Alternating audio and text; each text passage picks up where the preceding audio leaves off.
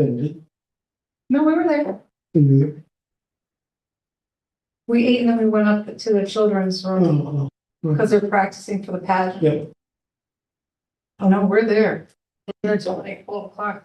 Oh, They, after service, we go in the sanctuary, so they practice in there.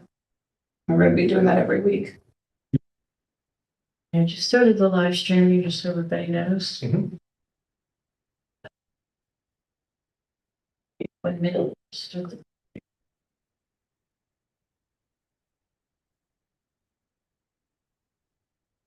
are you going to the thing committee, the Jewish Center? You know, here. No, I've got some bolts. Show.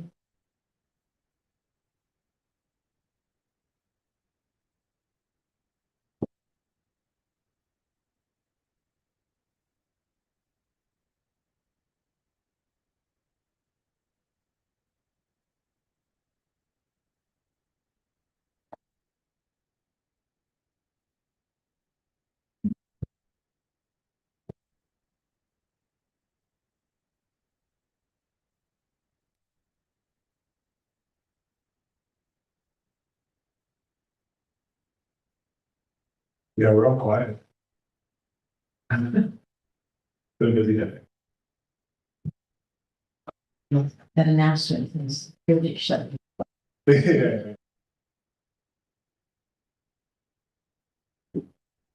Okay. Good evening and welcome to the City of Kingston Tree Commission meeting. My name is Suzanne Cahill, Planning Director for the City of Kingston. Just a couple of quick announcements. I know we don't have any public with us, but I'll still go through them for the record. So I would ask that if you have a cell phone, that you please put it on silent so that it does not interfere with the meeting. If there's any conversations that you need to have that are outside of the purview of the Tree Commission, just ask that you take them outside of the room, please, and use either the chamber or the other conference room on the opposite side of the chambers at City Hall. Bathrooms are through the chambers. Men's would be to your left, women's to your right. In case of emergency, we will use the stairs and please not use the elevator. If you need assistance, ask, and we're here to help you. For everybody's information, we are recording this meeting and it is being live streamed on the city's YouTube channel. So please be cognizant of that. And with all of that said, I'm going to start the meeting at 5 o'clock promptly. And I'm going to turn it over to Brent Knepper, who is the urban forester, to introduce himself. And then we'll go around the room and introduce the other commission members present. Introduction already done for me, Brent Pepper, urban forester for the City of Kingston. Vince Archer, the Tree Commission. I mean, the OG commission member. Evan Kane, Free Community Member. Okay. So the first item on the agenda is the approval of the September 16th, 2025 meeting minutes. Has everybody had an opportunity to take a look at those? Brent, I believe you circulated them to all the commission members. Yes. Any questions on those? Okay, can I have a motion to approve? Okay. Motion by Evan, second, Vince. We have a motion and a second. Any discussion? All in favor? Okay, approved. Thank you. So now I'm going to move along to tree permitting reviews. The first one is 186 Fair Street. You have packets as well. If you want to follow along with those. Brent, can I describe it, please? Yeah, so 186 Fair Street, this was reported for unauthorized pruning where the property owner had not gotten a permit ahead of the pruning work. The commission members, a notification went out to the property owner that we would be reviewing it at this meeting. The property owner responded with an email kind of explaining the circumstances around just generally the things we see pretty frequently, right? Like not being aware of the permit requirement for pruning of street trees. And after my inspection of it, there were a total of 3 different locations where the tree was pruned. Pretty minor and hard to see in the photos, but from my lens, the pruning cuts are all for dead limbs, the wood that remained after the cut was, like dead wood in the tree. And that's also what the property owner shared in their email as well, that they were just removing some dead branches that were overhanging their yard while also doing, a tree service was doing work on the trees on their private property. No damage that I see done to the tree. It was a high quality tree company that did the work. The tree company that did it, they were not on our list of tree services that we notify about the permit requests. They operate from a little outside of the, area that we gathered a lot of tree service names from, but they're on the list now. And, future communications, they'll be included on it as we do our like semi-annual notifying all the tree services of the permit requirement process. So yeah, that's the wrap up for 186 Fair Street. So essentially, it's a retroactive permit that is being granted here. So there's no question. I'll just ask for a motion to approve the pruning retroactively. Is there a second? Thank you, Amanda. Any question?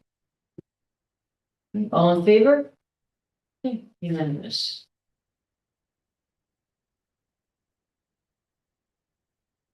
So 635 Broadway is our next one. So 635 Broadway, we have a string of 3 trees, also honey locust, similar to the last one, where the property owner did apply or did get a permit filled out for the pruning work ahead of time. Just in my inspections, I was going by and noticed that the pruning had happened before we were able to give authorization for it. These are the 3 trees. Notify the property owner that the pruning work happened before authorization had been completed. Property owner shared that there was a miscommunication with the on-site management for cleaning up a lot of shrubbery and everything that grows along the fence line for it. There are some, here's an example, stub cuts that were kind of remaining from the pruning. This is another situation where the pruning was done to remove dead wood. The property owner had already begun contracting a tree service to do the pruning work. Prior to this happening, the tree service said that they wouldn't be able to get the work done until December. So still intends to do that as well. The property owner also offered, if the commission sees fit, to impose a fine or something to make the request for community service time for cleaning up one of the city-owned lots that the property owner lives next to, if the commission was interested in finding. Yeah, the corrective pruning work is already scheduled by the property owner to be done. Minimal, if any, damage done to the trees with the management company who performed the work. So what is the city of lot? It's on a Beale Street, that far corner of Gallo Park, where it's, like the cliff edge and where it meets with a Beale Street, close to Work Street Bridge. And basically he just lives on the other side of the Beale from it and would be happy to, do a certain amount of cleanup work for that lot, which, it does get, fly dumping and those kind of problems over there. Can you pull it on Google Yeah. Earth? Yes.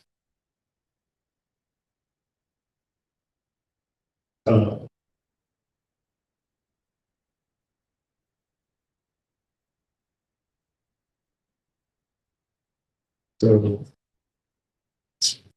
it would be over here, I believe, and let me just drop our little viewer. So this lot right here is the one that the 635 Broadway property owner was willing to do cleanup work on.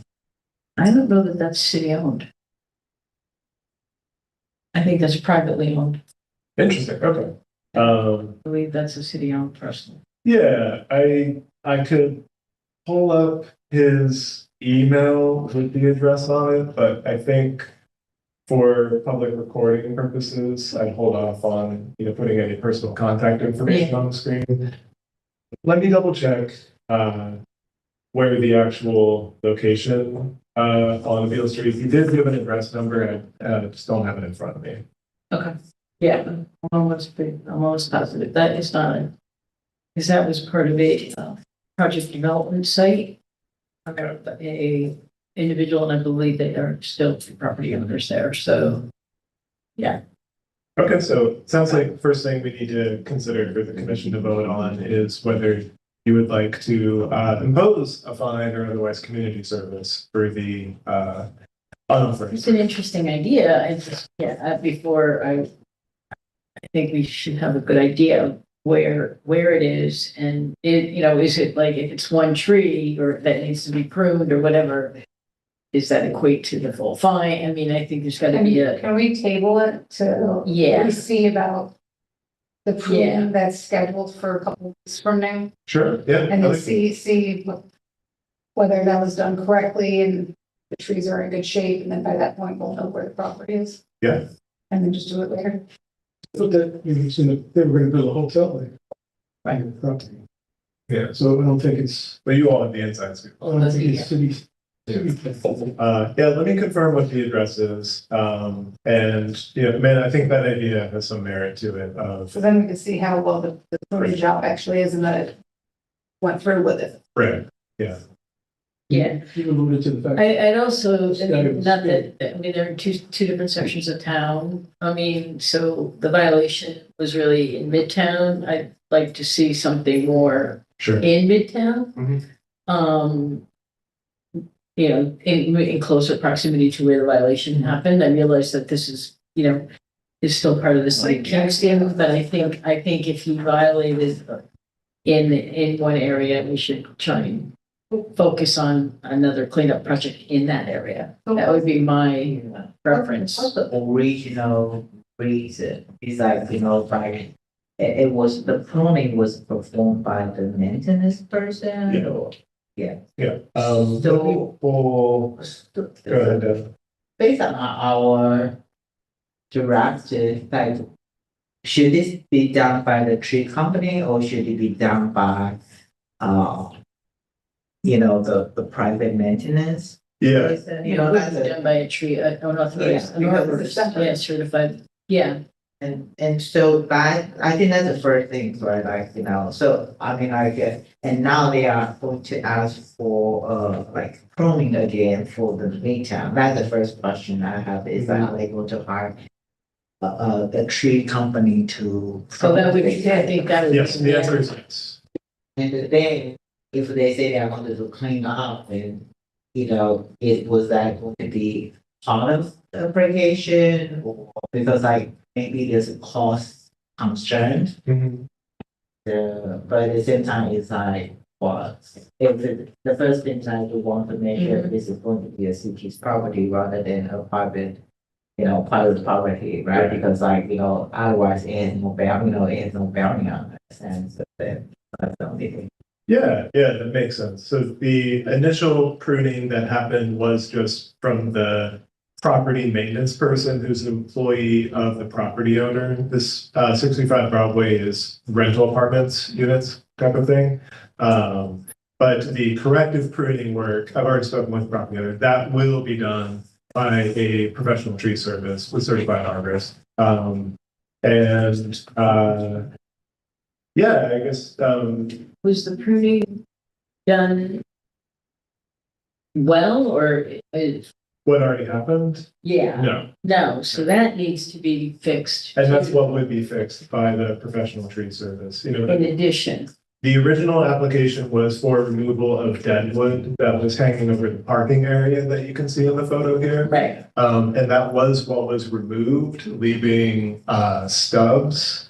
And the what I see needing done to basically resolve the situation is those stubs to then get their final appropriate pruning to the right cut mark with the larger branches by a professional tree service.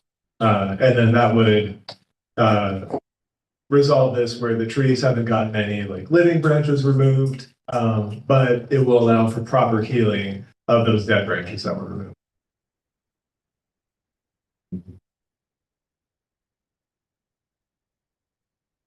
Is because the work has been done on the trees at 6:35. Is there an appropriate time? I mean, is delaying our decision on the fine or the volunteer work, should we direct them to go ahead and use the arborist in the meantime to make the corrective cuts now before it gets too late? I mean, or is delay, I mean, I'm just wondering, time wise, we delay it, we're in the middle of December. Do you want to be making those cuts then? Generally, yes. Winter pruning is the best time. In December is okay. Yeah. All right, for healing.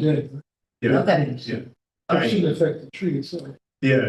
Middle of winter, best time to do pruning work, the least amount of opportunities for disease and fungus and everything, because. Okay. All right, so then we Let's say with the December pruning to take place, let's see how well the job's done, then figure out the job for as to the fine or no fine or in lieu of a fine should be.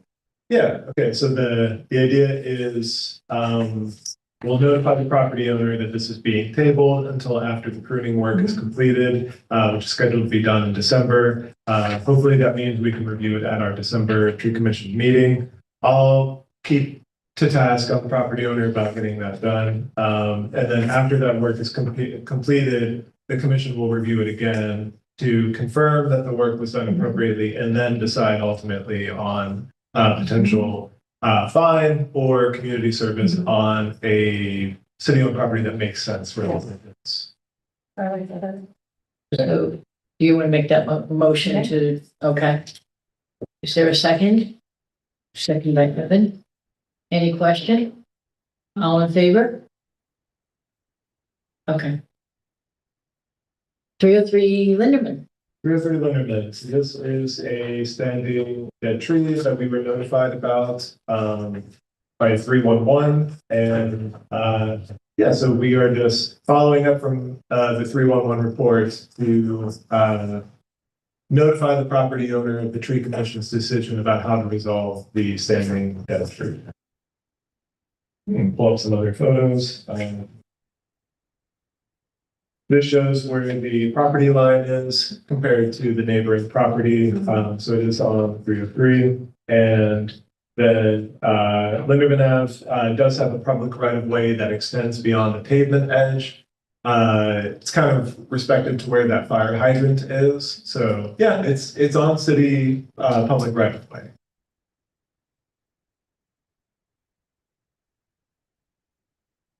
And so, is there any questions or would the commission like to make a motion to have the property owner remove the tree?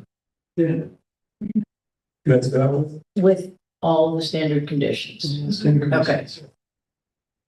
Okay, is there a second? Yes, Evan? All in any discussion? All in favor? Okay. My bad. Yeah, it's a dead tree. Okay, and then 233 Smith Ave.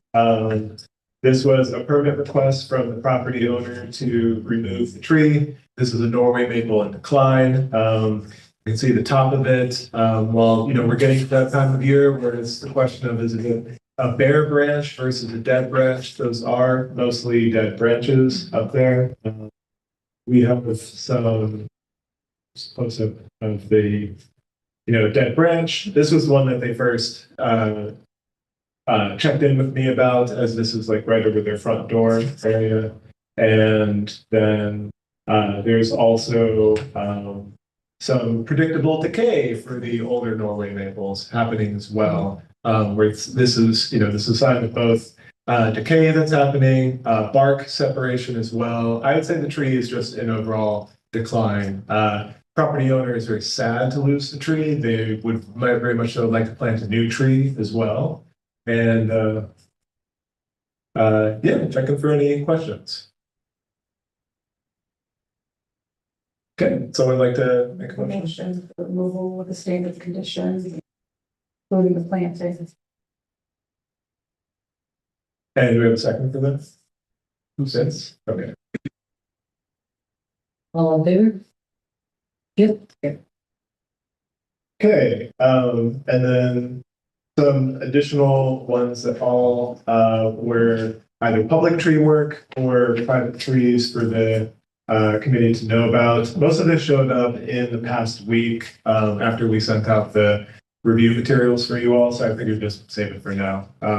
But 67 Green Street, this was where a property owner wanted to remove the branches from the honey locust that are touching the roof of the property.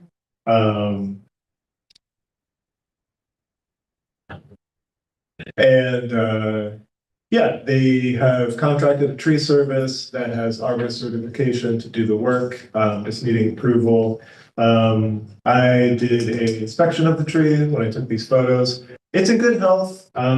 You probably saw from like the last photo that it has gotten some utility pruning over the years, which is what encourages it to grow this direction in the first place. You know, this is not a tree that I would consider to be in decline and in need of removal. Another honey locust, so another, you know, pretty sturdy tree too. So would it be just that area where it's on the opposite side of the red? Yeah, on the left side of the red line. That would balance it out. Yeah, yeah. And we could make the usual recommendations for this kind of like building clearance pruning of limiting it to the 25% or less amount of the living canopy pruning. It's the usual best practice sort of thing. Would there be any top pruning? Like from the top of the tree up here? Yeah. No, I wouldn't advise topping of the tree. But I think they could just remove the minor branches on that side and the need that the homeowner is looking for. How is the structure?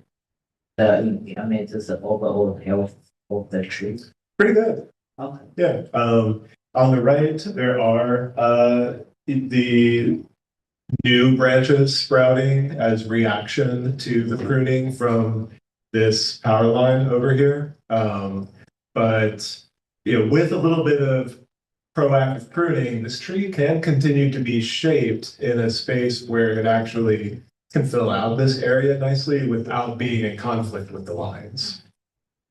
But that's kind of, it's an iterative thing that, you know, would be like over a 10 to 15 year period.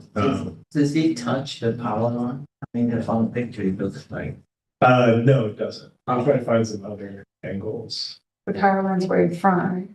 They usually cut 10 feet. Yeah, yeah. I just don't want like, Yeah. But it has to be. I just don't want a utility company to cut. Absolutely. Yeah. They only care about providing electric service. They don't care about. Yeah. It looks like the pruning would help balance it out from what they did. Right, exactly. So I consider it to be a net benefit to get this pruning work done. But yeah, anyone like to put forth a motion?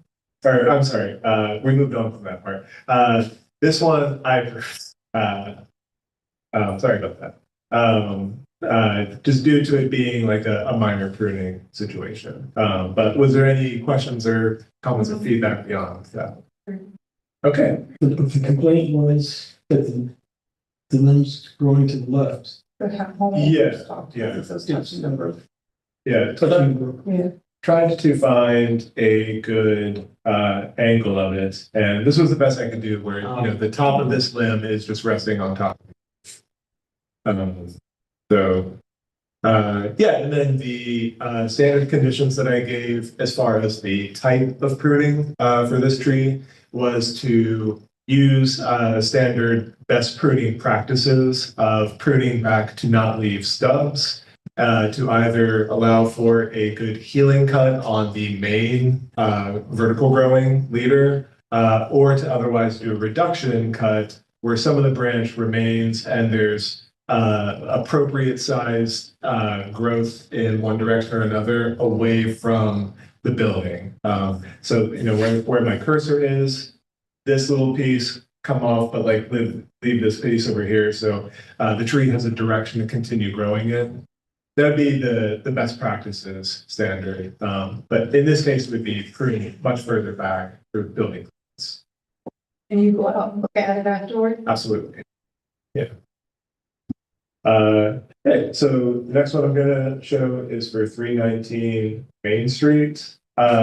This was a private tree where we got a 311 notification of a dead hanging branch hanging over the sidewalk area. We sent notice to the property owner about the hanging branch and gave them a date to resolve it by. We didn't get contact from the property owner, but in my inspection rounds, last week I saw that it had been removed and it broke off from this point originally. So these stems off to the left here are where the new growth would come from. So this would be considered more of a reduction cut than a topping cut.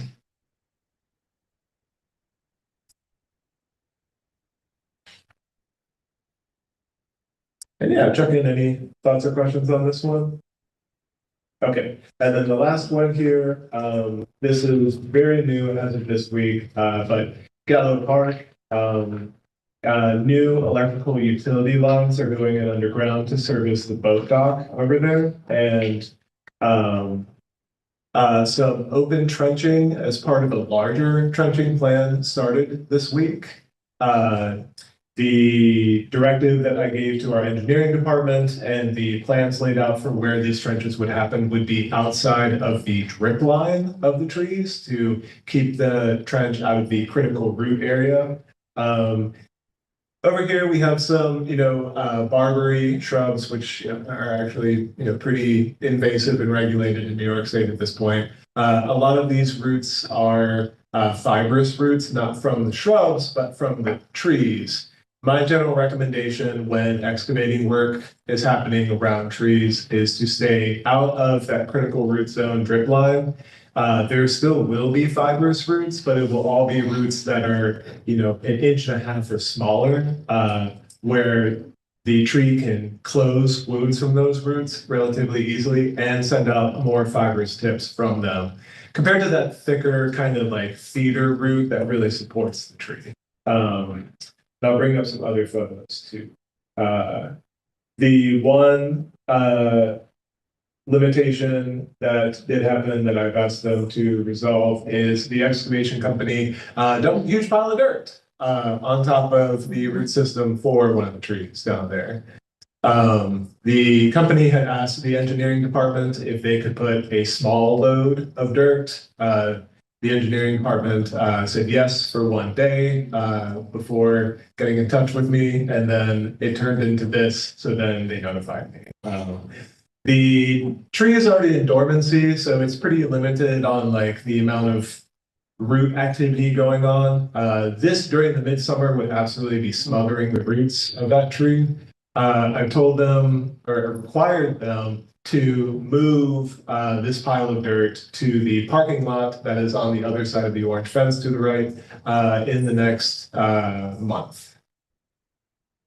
That would give them enough time to both use that dirt to backfill the trench. Then in another, so this is closer to the patio side of the Mariners restaurant over there. The side of Gallo Park that is closer to the 9W overpass, that area has not been excavated for the underground electric work yet. The area where the engineering department has spec'd those lines to go in is within the critical root zone of the trees. So they have contracted to have that area hydrovac the soil out of there to not require digging tools in the tree root zone. Hydrovac will just use water and suction to pull the dirt out, which does not damage tree roots in that location.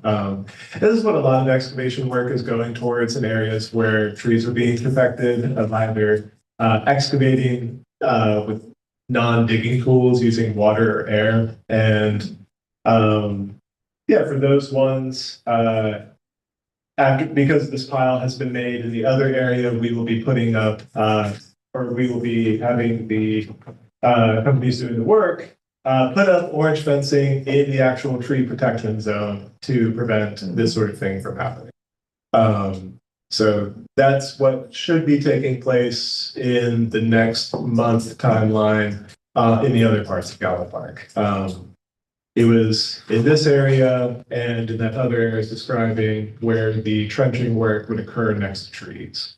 Yeah, in the notes provided, the main reason for the trenching locations that our engineering department spec'd was to prevent having to remove and replace pavement.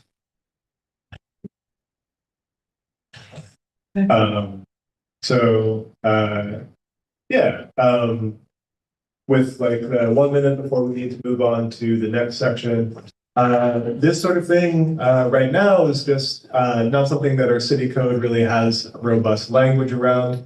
The proposed preservation ordinance, which is going to be reviewed by the Laws and Rules Committee tomorrow evening, would require all those things I just described of like orange fencing in the critical root zone for any project that's around protected trees. Great. Yeah.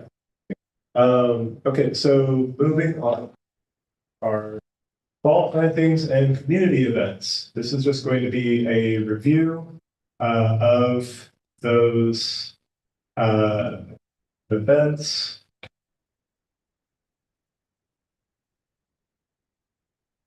Because we haven't really gotten a good moment to talk about them yet. The latest one that we did was the Cornell Park chestnut tree event. So very cool. 40 to 50-year-old chestnut tree in the bottom right corner of Cornell Park. The event was hosted by myself and Chris Baker of Chicory Naturalist. So we gave a presentation on this tree and how it kind of exists in, you can see an island of stone and the cool mushroom and soil life that seems to be really helping make that happen. It also produces nuts every year for every year that myself and Chris have been observing this tree. We had 21 people show up to this event. Really excited about that. And we had, a little bit of interactive materials for some folks who brought their kids as well. That is called a nut wizard, which is kind of like a lotto numbers basket, but it picks up tree nuts off the ground. And yeah, people had a fun time playing with it. You might notice Teddy in the background as well. And I was really happy with this event. Some other ones that also recently happened was the planting of new trees at the Kingston Dog Park. We put in 3 native species trees. There's me looking very goofy. And part of our design for doing these trees, which was funded by the Memorial Tree Fund, was to have the tree diapers installed at the base of the tree.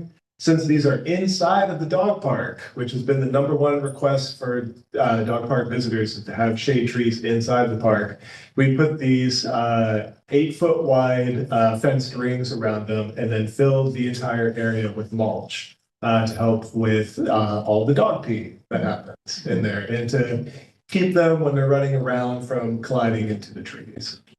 And how long does the fence stay on? A couple of years? Yeah, the materials we used, the welded wire, I'm sure it'll get dented and bent and everything over the next couple of years, but the plan is minimum 5 years for these to be up.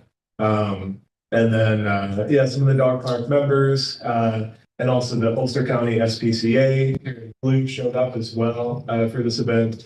They're also curious about, could fencing also be a future design for seating options around the trees too? So real fun, like community opportunity to really connect with, you know, park visitors down there. Last thing that I was going to bring up, I don't have a photo to show for it, but our fall plantings. Oh, actually, I do think I have a wait.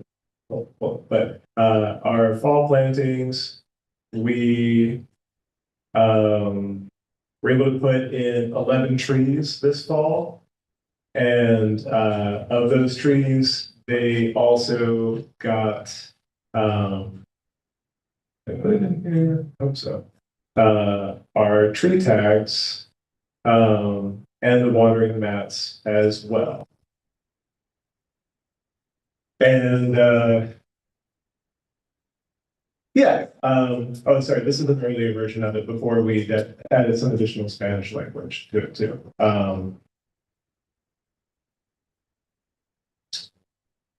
So just trying to scramble to put these together, but this was one of the photos from the printer of it, showing the front of it.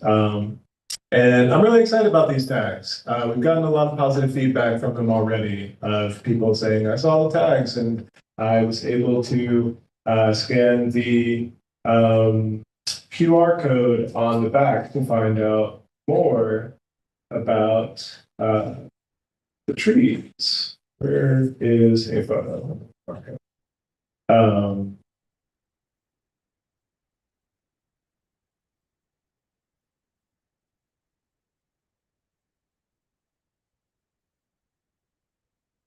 So yeah, here we are. Yeah. And yeah, those trees were planted using our USDA grant funds for the fall. And that's my wrap up for the fall plantings and community events. Does anyone have anything they'd like to share from these? Okay, cool. The next thing that we were going to move into was the Unicolab demonstration. So we are moving to using this online software for our various application things for the city. The planning board already has these live for the public to use for applications through the planning board. And I thought I would give an example of a project that anyone in the public could submit for the tree commission. So this is the Unicolab site where you create a project as, you know, like a property owner or something like that. Right, so just go up to the top a little bit. So this is, it's a portal, separate portal. There is one, as Brent said, for the planning board, already established and online and working very good. Vince is very familiar with it as a planning board member. Historic Landmark Preservation Commission is also online and actively using it for their application process as well. So across the top, in this particular one, you see there's projects. If you clicked on that, if it were active, you would see all of the current applications that are active. And you can also look at past projects that have been closed out.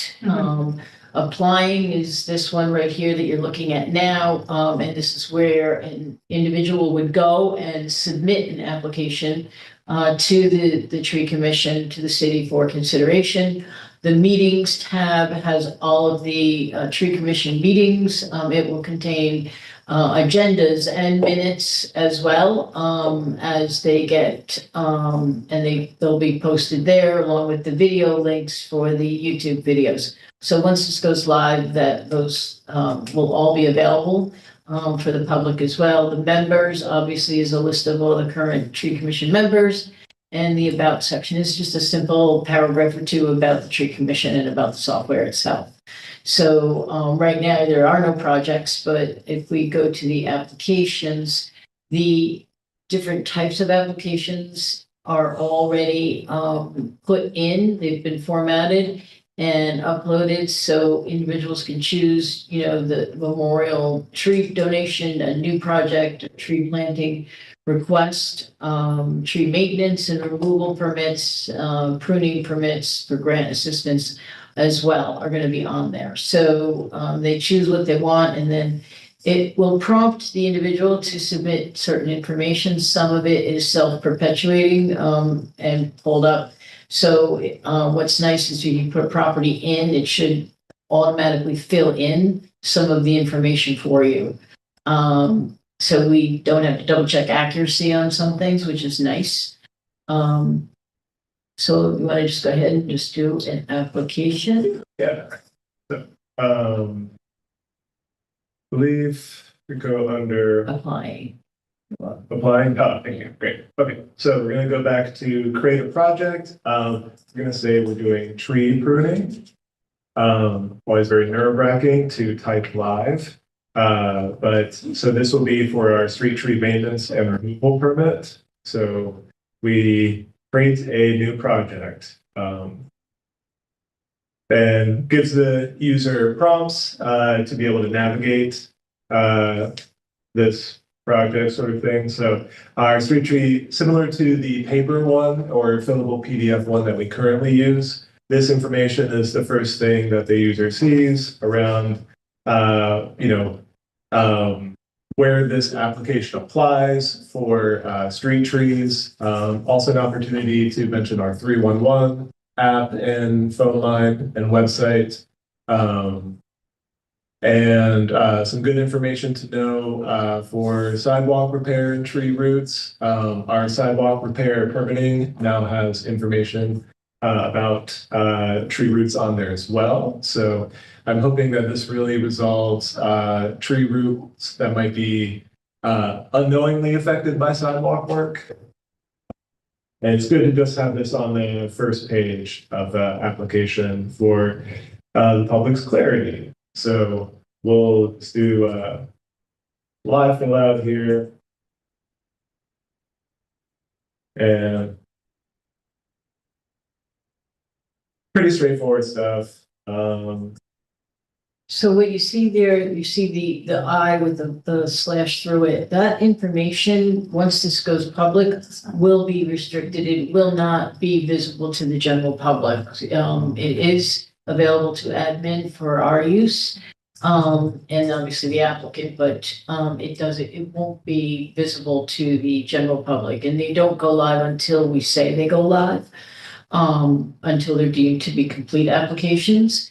And you can start an application, you don't have to necessarily complete it all in one sitting. If you need to go and find information or whatever, you can come back to it. It will stay in draft form and you can pick it back up whenever you're ready. If you're having an issue, you can call and we can look at the application while you're filling it out if you have questions. So we can assist people online at the same time that they're working on the application, which is a nice feature as well. So does the tree plant, like, if there's application for the tree planting, like say, just like they are, like citizens are going to apply for new tree, from the, city, is also coming to this, website.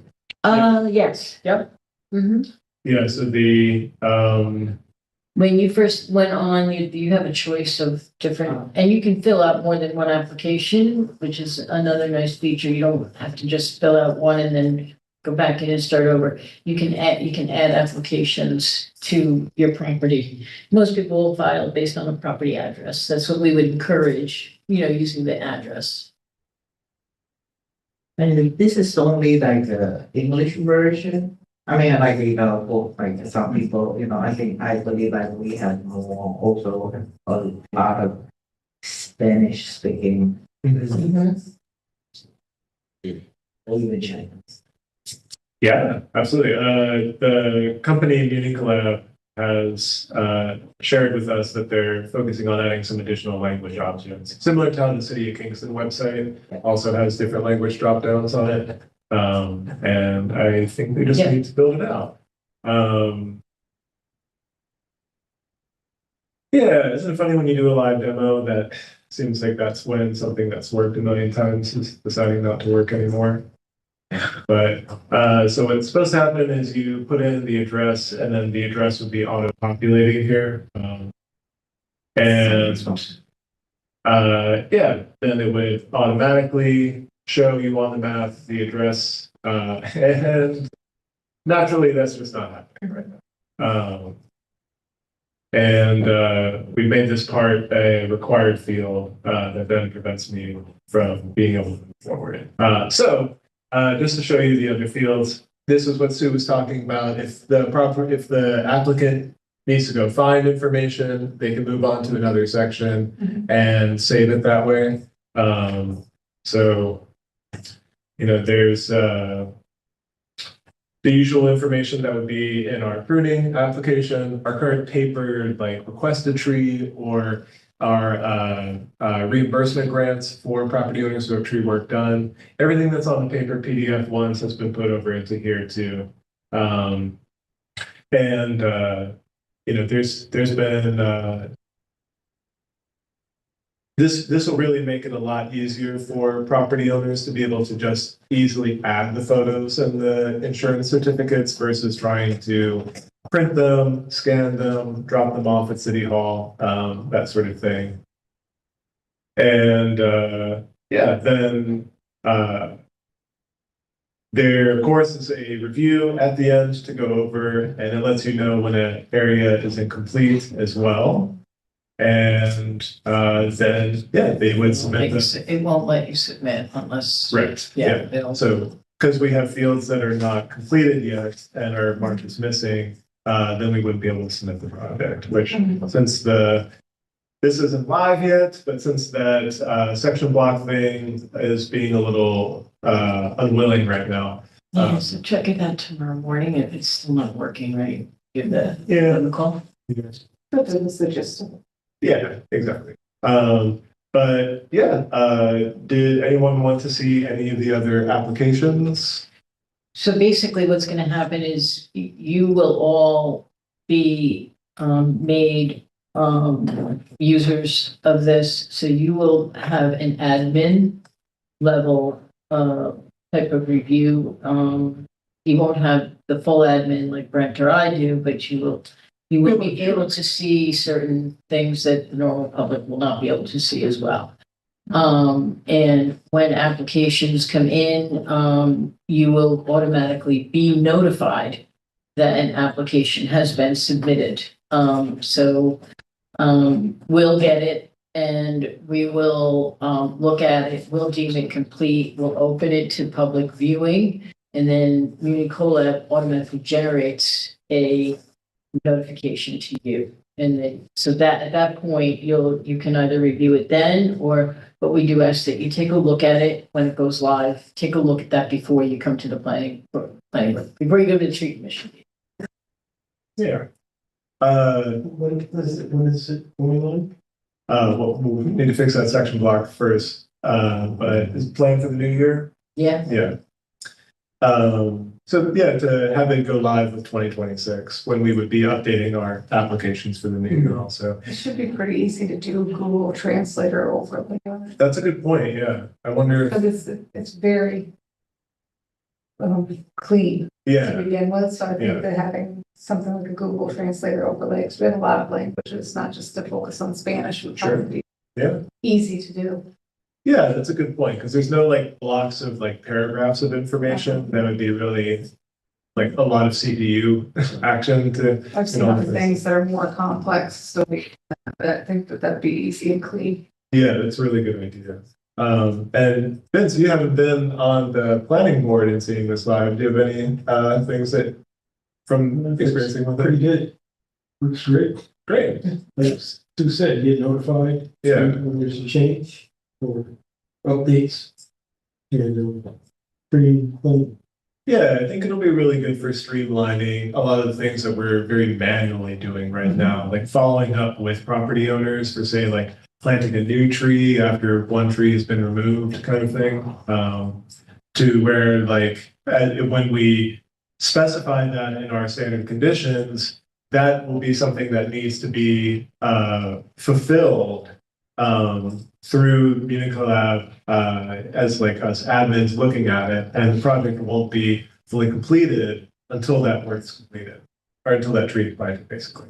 I think it's also easier, this is just in one place, so you can look at it, not like, And everyone else can. not what will happen, there's so many times when somebody doesn't reply all of a sudden it gets lost in the whole, like, Can you go to the planning board one, just to show what this page will look like? So here you see, okay, so this is the projects page by the planning board. So the projects are numbered 1, 2, 3, 4 down the side.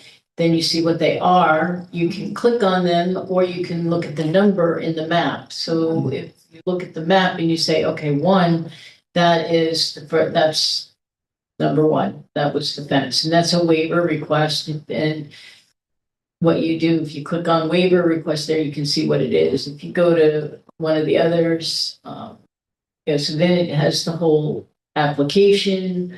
There you can look at it. It's just all of the information is pretty much posted.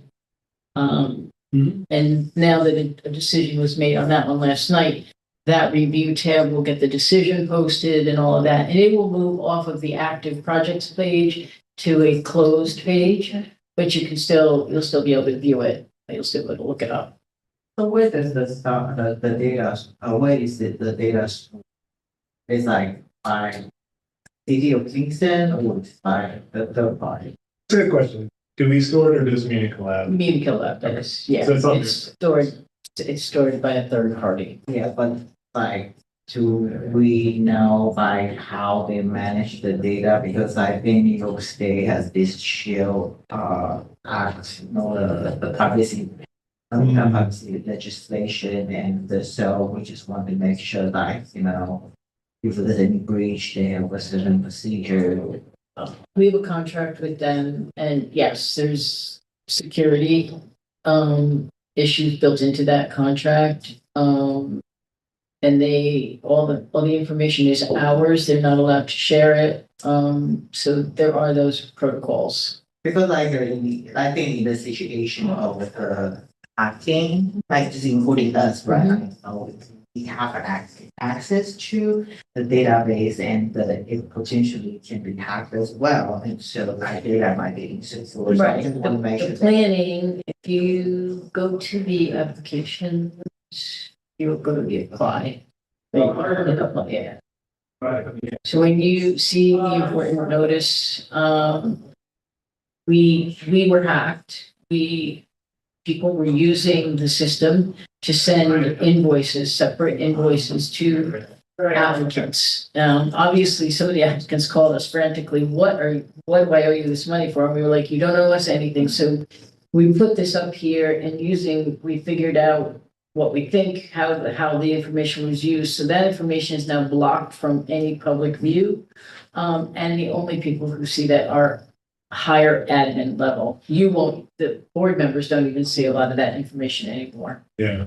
550, we gotta move on to the Yeah. last part. And yeah, thanks for bringing that up, Evan. Tree board, stuff we've been very slowly reading through. So chapter 2 and 3 was what we needed to get completed for this one. I'm going to move kind of quickly to just be conscious of time. So chapter 2 here, roles for tree board members. I think a big highlight from this one was the idea of job descriptions. I think we're just going to do a simple overview to be mindful of time, but I'm interested in the committee, which I'm hoping for December, we can have a full house of commission members here to go over some of these ideas of like, is there an interest in further refining job descriptions? Chapter 3, there's a lot of interesting materials around organizational dynamics and assessments, how we manage things between important things versus urgent things. There was these 2 documents that were included in it as far as a sample organizational assessment. I'd love for us to, hopefully December, we don't have a lot of trees that we need to review, and we can sit down and really go through this organizational assessment. And the second document that was included, part of my fast scrolling, just effective meetings management. Here we are trying to stay on time too. What I would say is send the link to all the commission members so that they can review and tell them exactly what pages you want them to review in advance of the next meeting. And that way you can come hopefully with your ideas already in your head. Just to, Yeah, what I wanted to ask was, so these documents were in chapters 2 and 3, which was the materials for the review. So in our last 2 to 3 minutes here, really gonna keep an eye on the timer. Was there any thoughts or anything that you all would like to offer? It's kind of like a group discussion to wrap up the meeting with around the materials from chapters 2 and 3.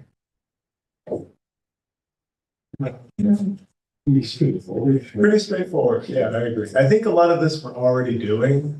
So maybe this really introductory stuff in the Tree Board University. We're getting through the material. It's good to review it and reflect on how we operate compared to what this material shows already. And I'm thinking as we get further into, in case if any of you have already read further into Tree Board University, some more detailed options as well. I have to go back. I read all through this, but then we didn't meet in October, and I do remember, I should have took notes, but I remember there were a few things where I'm like, oh, this makes a lot of sense, and it seemed very much like we were doing, but it's a different lens still. Yeah. But So for this meeting, we ended up only being able to really dedicate 5 minutes to this, which is woefully little amount of time. Our December meeting, we will, I think the plan should be, and you all can play on this too, dedicate a solid 20 minutes to going over this Tree Board University. So I think this organizational assessment makes sense to be the focus. we decide how we're gonna do December because that's the same night that they're doing the Foxhole Flatbush. Exactly. And I So think that's, I mean, you don't have to go to that, but we thought that this commission would be very much interested in that, hearing that presentation being done. We could do our meeting earlier. If that's good, and spend an hour before that presentation, or we could do it after. I'd like to do it earlier if that's possible for people's calendars. I know December is getting tight for everybody. I can meet earlier. I actually have a doctor's appointment at 6 o'clock, so earlier would be better. Okay. Because the presentation is 5 to 7, so if we met after, it would be later. I can't get here before. If we do 3:30, 4, I could do 4 o'clock, does that work? 4 o'clock, Evan? I mean, that's- Oh, 4's fine. 4's fine for me. I won't be able to make, You'll be out of town. Okay. Well, we're gonna keep feeling out December 9th at 4 p.m. To see. 4 would work for me though. I think beyond that, we'll check in with Corinne and Tebby also to make sure we have quorum. But if that's not compatible with Corinne and Tebby as well, then we'll look into other meeting times. And I'll be on top of that with the emails and the doodle polls. But I think it's about time we wrap up this meeting and make room for the next meeting. Yeah. Motion to adjourn. And a second? Evan? All in favor? Aye. Any discussion?